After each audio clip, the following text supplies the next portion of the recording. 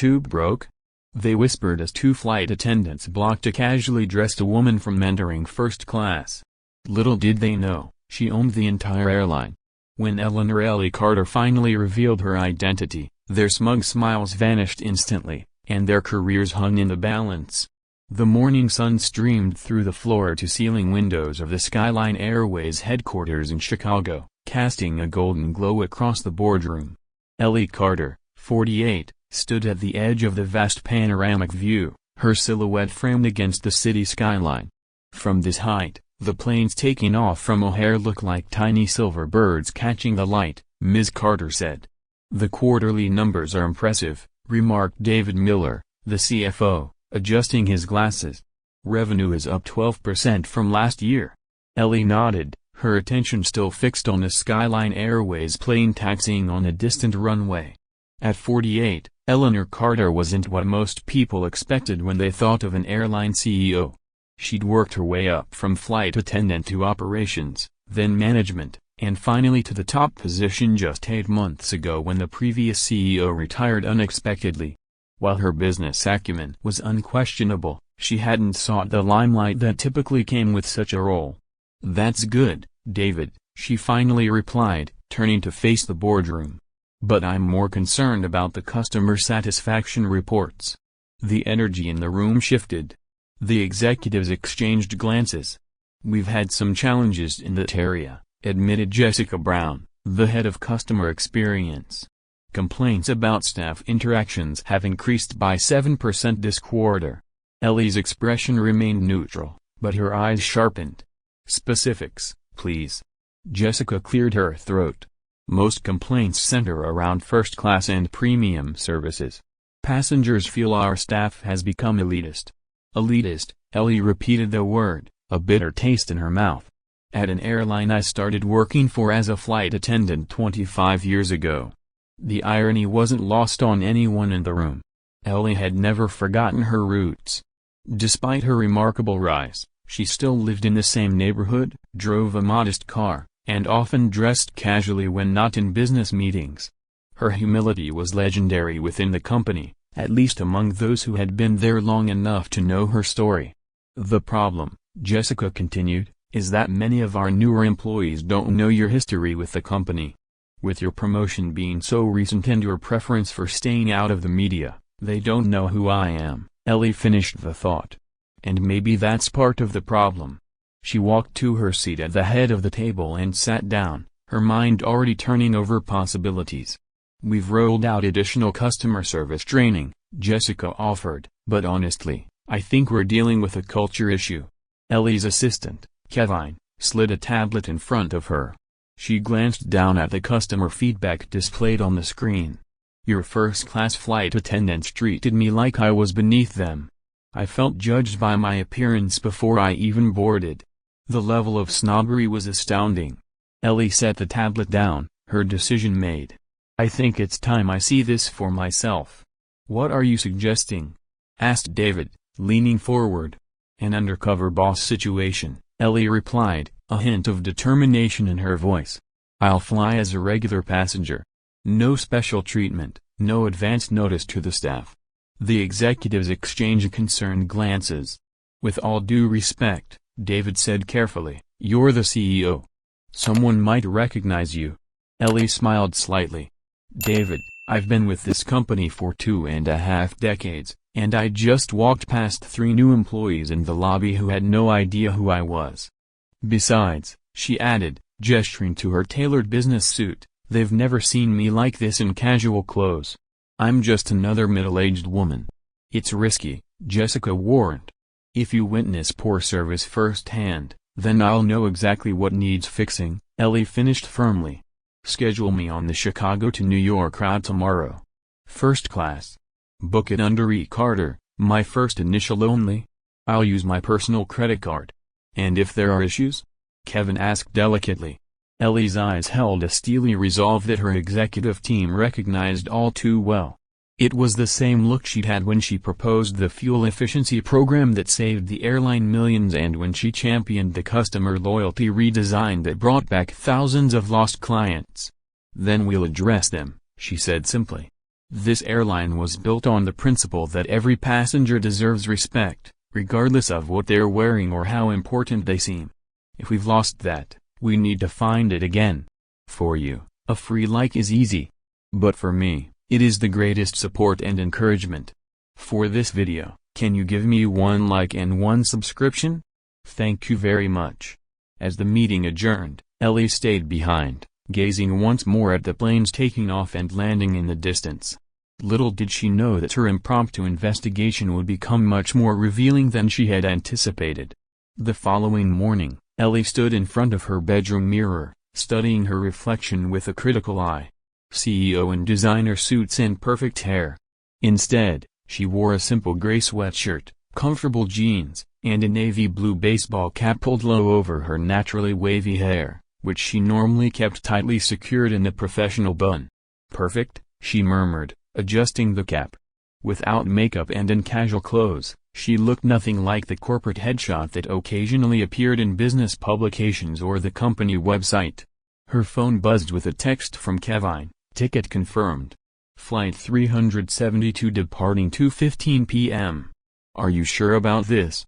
Ellie typed back. Absolutely. No special treatment. I want the authentic experience. Another buzz. Car service en route. She smiled to herself. Nope. Taking a ride share like a regular passenger. Ellie finished packing a small overnight bag with just the essentials.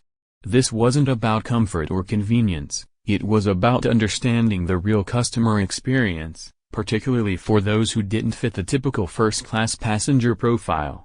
As she prepared to leave, her phone rang. It was Jessica from Customer Experience.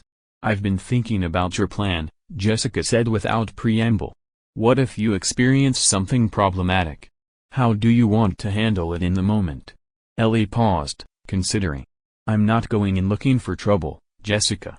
I'll give our team every opportunity to do their jobs well. And if they don't, then I'll handle it appropriately, Ellie replied. This isn't about catching people doing something wrong, it's about understanding what our passengers experience. After ending the call, Ellie made one final decision. She removed her expensive watch and designer earrings, replacing them with simple studs and a basic timepiece. The devil was in the details, after all. The rideshare pulled up at exactly noon.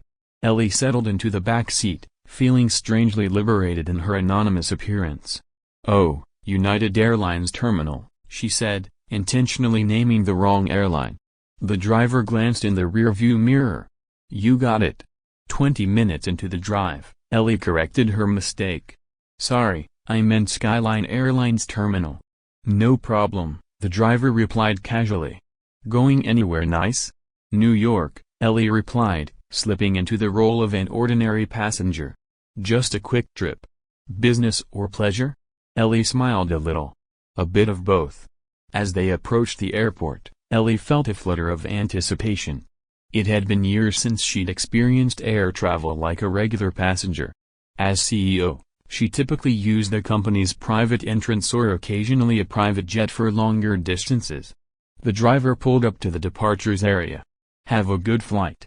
Ellie thanked him and stepped out, overnight bag in hand. The hustle and bustle of O'Hare enveloped her immediately, the cacophony of announcements, the stressed travelers, the long check-in lines. She bypassed the Skyline premium check-in area intentionally, joining the general line. Ahead of her, a harried mother struggled with a toddler while trying to manage her documents. Behind her, a businessman spoke loudly on his phone about merger negotiations. When her turn came, the check-in agent barely looked up. Destination, New York JFK, Ellie replied. The agent typed rapidly. Boarding pass, E. Carter. That's right. The agent printed her boarding pass, still barely making eye contact. Gate A17. Boarding begins at 1:45. No smile, no enjoy your flight, Ellie noted mentally. She made her way through security, again, no special treatment, and emerged into the main terminal. As she walked toward her gate, Ellie took in the Skyline Airlines signage, the employee interactions, the overall passenger experience, all through fresh eyes. What she would discover in the coming hours would be both troubling and transformative, not just for her but for the entire company she had dedicated her life to building. Ellie arrived at gate A17 just as boarding was announced for passengers needing special assistance. She watched carefully as the gate agents interacted with an elderly gentleman using a walker and a young mother with twins. The staff was efficient but not particularly warm, professional, but perfunctory. "Now boarding our Skyline Elite members and first-class passengers," announced the gate agent. Ellie joined the line, boarding pass and ID in hand. The agent barely glanced at her documents before waving her through with considerably less enthusiasm than she showed to a man in an expensive suit who boarded just ahead of Ellie. Interesting, Ellie thought as she made her way down the jet bridge.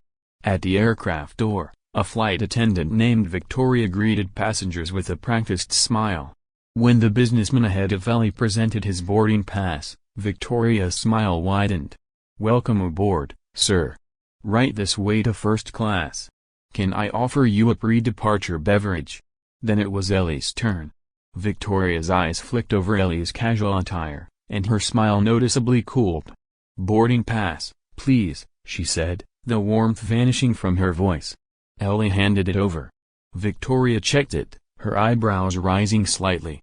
"To the left," she said, her tone suggesting this information might be new to Ellie. "Thank you," Ellie replied pleasantly as she made her way to her seat in the second row of first class. Ellie noticed several passengers in business attire already settled in, being attended to by another flight attendant, Olivia, who was offering champagne and hanging up suit jackets. Ellie stowed her small bag in the overhead compartment and settled into her window seat. When Olivia approached with the beverage tray, her smile faltered. "Pre-departure beverage?" she asked, her tone notably less enthusiastic than it had been with the previous passengers. "Sparkling water, please," Ellie requested. Olivia nodded and poured the water, setting it down without the "my pleasure" she'd offered to others. She moved on quickly to the businessman across the aisle, her attentive demeanor instantly returning. As boarding continued, Ellie observed the interaction between the flight attendants and each passenger, noting the subtle differences in treatment based on appearance and perceived status. It was disturbing to witness, especially knowing this was happening throughout her airline. The flight was nearly fully boarded when a commotion at the front caught Ellie's attention. Victoria was speaking in hushed but sturdy tones to a young man in jeans and a hoodie who was attempting to enter first class. "Sir, I'll need to see your boarding pass again," Victoria insisted. The young man, clearly embarrassed, presented his pass. "I was upgraded because of my frequent flyer status," he explained, his voice carrying to where Ellie sat. Victoria studied the boarding pass with suspicion before reluctantly allowing him through, not offering the warm welcome other first-class passengers had received. The young man took his seat across from Ellie, looking uncomfortable with the attention he'd drawn. Ellie gave him a sympathetic smile, which he returned gratefully. As the final preparations for departure were underway, Ellie decided to use the restroom. As she stood and made her way forward, Victoria and Olivia were conversing in the galley. Ellie slowed her pace, listening. "Another one who doesn't belong up here," Olivia muttered, gesturing subtly toward the young man. "Did you see his sneakers?" Victoria nodded. "And that older woman in 2A, the one in the sweatshirt. First class isn't what it used to be." Ellie felt her cheeks flush with anger but kept walking, entering the restroom without being noticed by the attendants. When she emerged, she returned quietly to her seat, her mind racing with thoughts about the culture that had developed among her staff. After takeoff, the service began. Olivia distributed hot towels, handing them with elegant tongs to each passenger. When she reached Ellie, however, she practically dropped the towel onto Ellie's tray table. "Thanks," Ellie said deliberately. Olivia merely nodded and moved on. "For you, a free like is easy. But for me, it is the greatest support and encouragement. For this video, can you give me 1 like and 1 subscription? Thank you very much." The meal service that followed continued the pattern. Ellie watched as passengers in business attire received attentive, personalized service, while she and the young man in the casual clothes were treated with the bare minimum of professional courtesy. When Ellie's meal arrived, she noticed it had been carelessly plated compared to her neighbor's dishes. The napkin was hastily placed, and the silverware was slightly askew. "Excuse me," Ellie called to Olivia, who was passing by. "Could I have some more water, please?" In a moment, Olivia replied without stopping. 10 minutes passed. Ellie's glass remained empty while other passengers had received refills promptly upon request. Finally, Ellie pressed the call button. Olivia appeared, an expression of mild annoyance crossing her face. "Yes?" she asked. "I asked for water some time ago," Ellie reminded her politely. "Right, sorry about that." Olivia's tone suggested she was anything but sorry. As the flight progressed, the differential treatment became increasingly obvious. The final straw came during the pre-landing service when Victoria leaned over to collect Ellie's barely touched dessert. "Finished with this?" Victoria asked with a hint of sarcasm. Ellie looked up at her calmly. "Actually, I'd like to speak to the purser, please." Victoria's expression shifted from smug to concerned. "Is there a problem with the service?" "I'd just like to speak with the purser," Ellie repeated firmly. Victoria and Olivia exchanged glances, and Olivia disappeared briefly before returning with an older flight attendant whose name tag read Margaret, lead flight attendant. "Ma'am, I understand there's an issue," Margaret asked, her tone professional but guarded. Ellie looked at the 3 flight attendants now standing in the aisle. Other passengers were beginning to take notice. "Yes," Ellie said, her voice steady and clear. "I'd like to understand why passengers in casual attire are receiving substantially different service than those in business clothes." Victoria's eyes widened. Olivia stiffened. "I'm not sure what you mean," Margaret replied carefully. "I think you do," Ellie said, reaching for her bag and extracting a small leather wallet. She flipped it open to reveal an ID card with the Skyline Airways logo. "My name is Eleanor Carter. I'm the CEO of this airline." The color drained from Victoria's face. Olivia took an involuntary step back, bumping into the seat behind her. Margaret, the lead flight attendant, froze in place, her professional demeanor cracking as the implication sank in.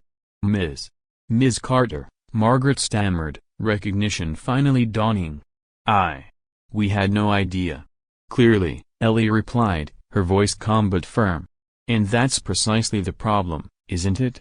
The level of service shouldn't depend on recognizing the CEO.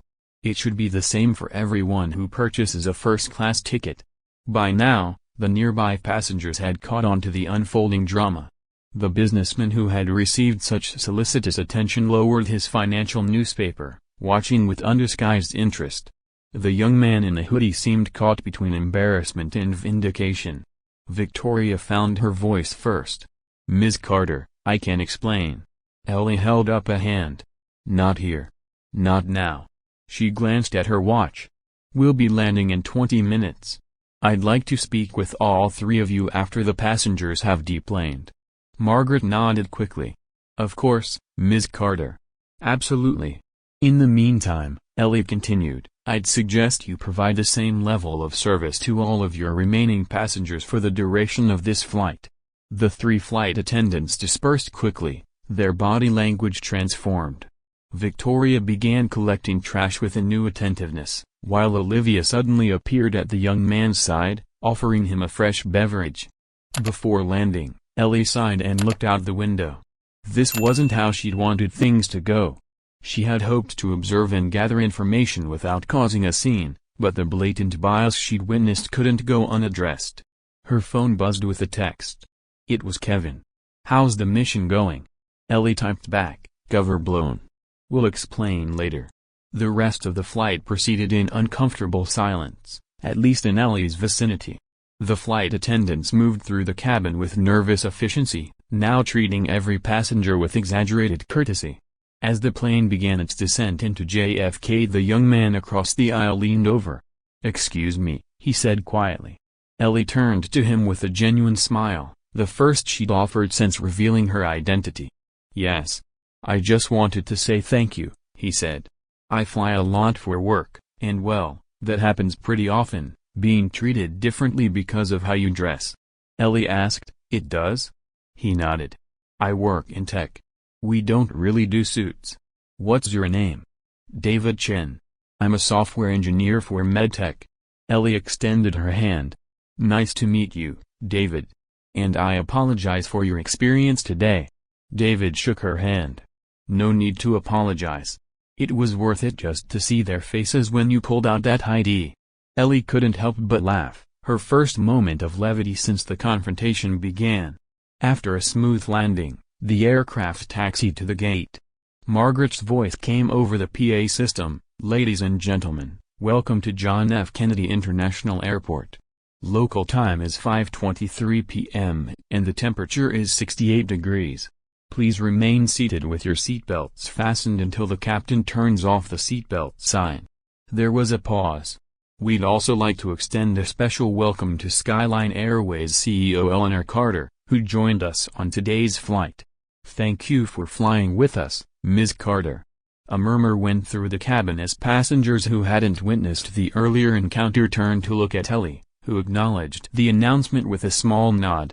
Once the seatbelt sign was turned off, passengers began gathering their belongings. Many cast curious glances at Ellie as they passed. A few stopped to introduce themselves or comment on their Skyline experiences, mostly positive, Ellie noted. David Chen lingered for a moment as he prepared to leave. Good luck with. He gestured discreetly toward the flight attendants. Thank you, David. And please send me an email directly if you ever experience anything like this again on one of our flights.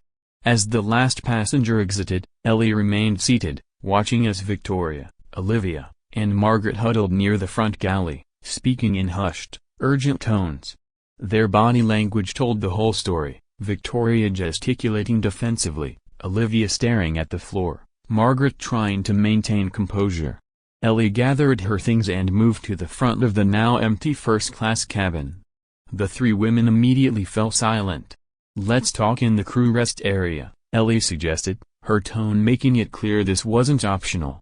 As they made their way to the more private space, Ellie found herself reflecting on how quickly things had changed.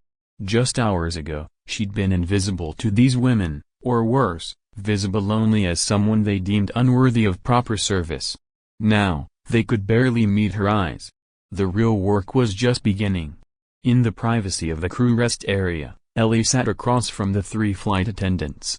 Victoria and Olivia looked like students called to the principal's office, while Margaret maintained a semblance of professional composure, though her hands fidgeted nervously with her collar pin.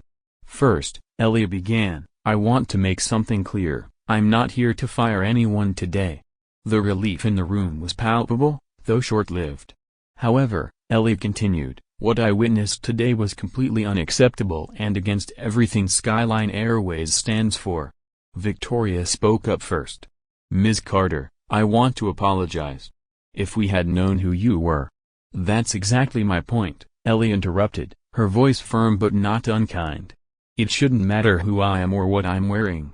Every passenger deserves the same respectful service. The three women exchanged uncomfortable glances.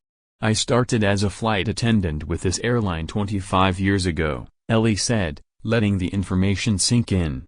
I've served drinks, handled difficult passengers, and cleaned up more messes than I care to remember. The job is demanding, often thankless, and requires endless patience. I understand that. Margaret nodded slightly, a hint of recognition in her eyes. Unlike the others, she'd been with the company long enough to have heard about Ellie's background. But what I saw today wasn't about being tired or stressed, Ellie continued. It was about making judgments based on appearances. Tell me, what made you assume I didn't belong in first class? Silence fell over the small space. Finally, Olivia spoke up, her voice barely above a whisper. Your clothes. The way you were dressed. Ellie nodded. And if I had been wearing a designer suit, we would have treated you differently. Victoria admitted, unable to meet Ellie's eyes. Better, at least. At least you recognize it, Ellie said. That's step one. She pulled out her tablet and opened her notes application. Here's what happens now, you three will be placed on administrative leave for 1 week. During that time, you'll attend our new customer service refresher training with a focus on unconscious bias. Margaret nodded. Yes, Ms. Carter. Additionally, Ellie continued, When you return to flying, you'll each be assigned a mentor from our senior flight attendant corps, someone who exemplifies our service standards." Ellie looked at each woman in turn. "I believe in second chances. I also believe that moments like this can be powerful catalysts for change, not just for individuals but for an entire organization." She stood, signaling the end of the conversation. "This incident will be documented, but your jobs are not in jeopardy if you take this opportunity to learn and grow. The real test will be what happens the next time someone who doesn't look the part sits in first class." 6 months later, Ellie stood at the podium in the same boardroom where this journey had begun. Behind her, a presentation slide displayed the company's new initiative, Beyond First Impressions, the Skyline Service Promise. "The data speaks for itself," Ellie announced to her executive team. "Customer satisfaction scores are up 23% across all cabins, with a 31% increase in first class specifically." Jessica Brown, the head of customer experience, couldn't hide her smile.